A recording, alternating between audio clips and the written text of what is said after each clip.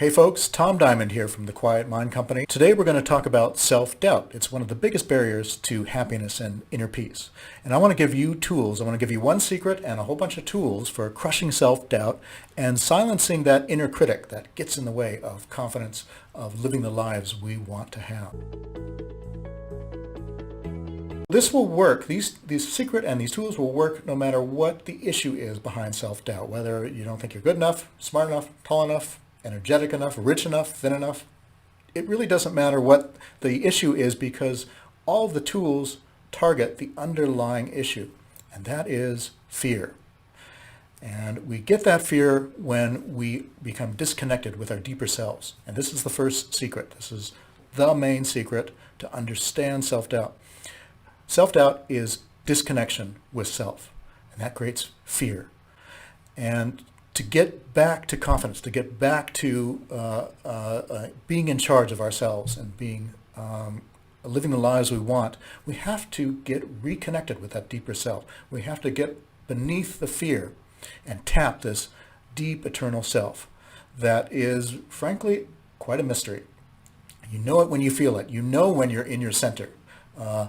You know when you're clear, when life is a clear path to walk down, and you know what you want to do. But when you lose that sense of self, that sense of clarity, everything becomes confused and murky, and then we become very vulnerable to fear, to self-doubt, to inner criticism. But if we can master that, if we can learn how to plug in when we want, where we want, no matter what's going on, then life is your oyster. You get the jobs you want. You get the promotions. You get the friends you want. You are clear in your communications. You know what you feel. You have choice during the day. You have hope for the future. You have clarity in your vision. This is why you want confidence. It's a better life when you're confident, when you don't let yourself become trapped in self-doubt. We all go there, but the winners know how to come out of self-doubt. They've got the tools, and that's what I want to give you today. So all these tools are to overcome and crush self-doubt and your inner critic are about plugging in to a deeper sense of self. So let's get into them. First one, biggest tool, most important, know who you are and why you're here. Yeah, big life question. Easier said than done, right? Than understood. So to get this tool really well honed and useful, you got to get clear on your purpose, your passion. You can't just think this through. You have to feel it. You have to feel what your passion is in life. I've come to my current passion, my mission, my business, my practice is all about helping people get excited about inner peace and helping them feel and enact their superpowers for health and happiness from within, naturally, so that you don't have to get hooked on the unending train wreck of medication and drugs and pill popping that much of our society is into when they deal with their health issues, both mental and physical. So to get that superpower for yourself, you have to connect with your passion. You have to figure out why it is you're here, what it is you want to do to leave a mark in the world. After you're gone, what's going to be here?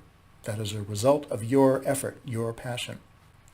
Figure that out. Find it. It'll bring you enormous energy and confidence every day, every moment that you tap into it. Next tool, next superpower for tapping into your deep self, very close related, is inspire others, serve others.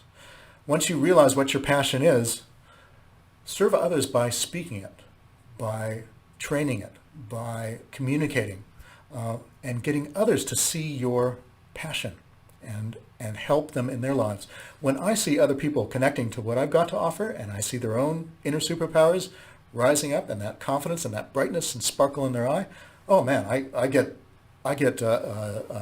rejuvenated with energy for days, weeks, months. It's what keeps me going. It's what fuels this video and many, many other communication efforts.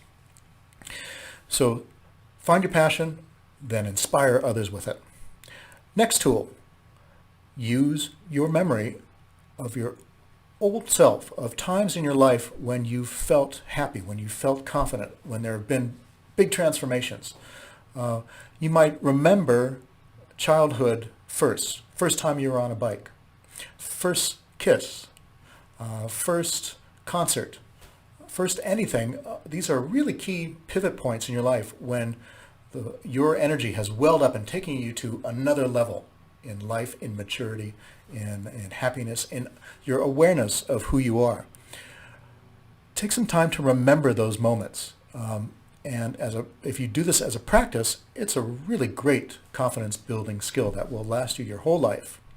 When we get into advanced age, we see seniors doing this all the time. It's a natural inborn skill that we use to reaffirm ourselves, going back to old memories that those of events that defined who we are as people and where we've come in our own story, our own journey.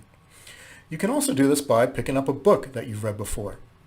I pick up the Carlos Castaneda series and I reread that anytime I want to get back on track and the deeper sense of who I am.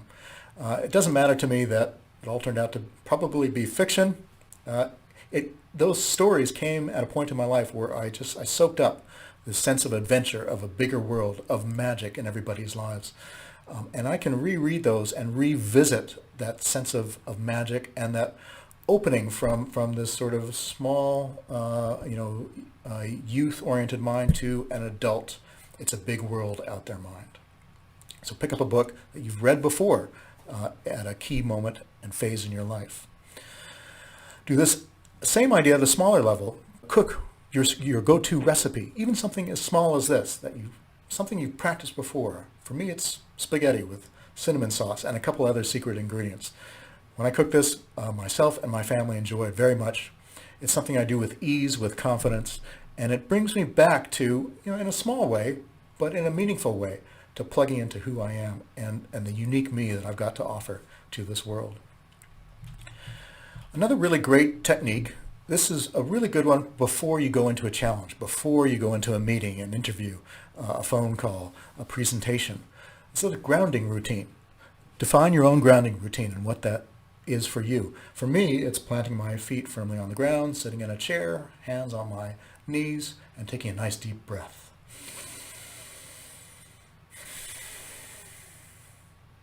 And sometimes that's all I need to get rid of the jitters before I'm going to hit a challenge. And it just brings me back to, okay, perspective, this is not a big deal, I can handle it, I can do this. I'm gonna have my back through the challenge.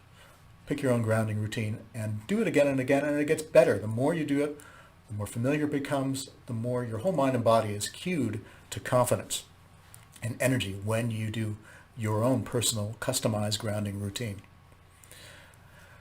I'd like to give you a list of meditations, knowing that this is the tip of the iceberg. I'm going to give you a few meditations of many, many, all of which go to building confidence, erasing and crushing self-doubt.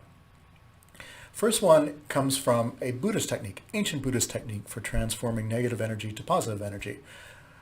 Customized to self-doubt, what happens is you dive into the self-doubt. You find both imagery and physical sensations that help you really face and jump into that self-doubt. So I imagine a dark cloud in my mind, and I imagine that dark cloud angry, tense, fearful, and then I feel it in my chest, and I feel tense muscles and a heaviness. So I can really, grab a hold of and know that self-doubt. And then in my mind's eye, I gradually transform that darkness to lightness, to brightness, to energy and joy and smiles. And so I experiencing myself taking this negative, heavy, awful feeling thing and moving it over to brightness, into joy, into lightness. And man, it's very empowering. And I feel my chest change from tightness and heaviness to relaxation and openness and lightness. And again, the experience of making a choice to change a negative feeling to a positive one, very empowering, very confidence building, very grounding, and it's really a great practice. Again, it gets better with practice. Another really cool one is to imagine your future self. Imagine your future self doing something really positive. I imagine, for example, doing a presentation on my mission, of getting people excited about inner peace and giving them superpowers for inner health and happiness. And speaking of all the practical, very effective ways to do that, and seeing audience eyes light up and feeling that energetic connection with the audience and feeling people leaning forward in their seats, I see this and I picture all the details, and it really pulls me into that energy of confidence and success. Then, once I've got that energy from the meditative imagination, I pull it back and I feel it in my body. And it's there for me to use right now in this moment. Future Self, great meditation.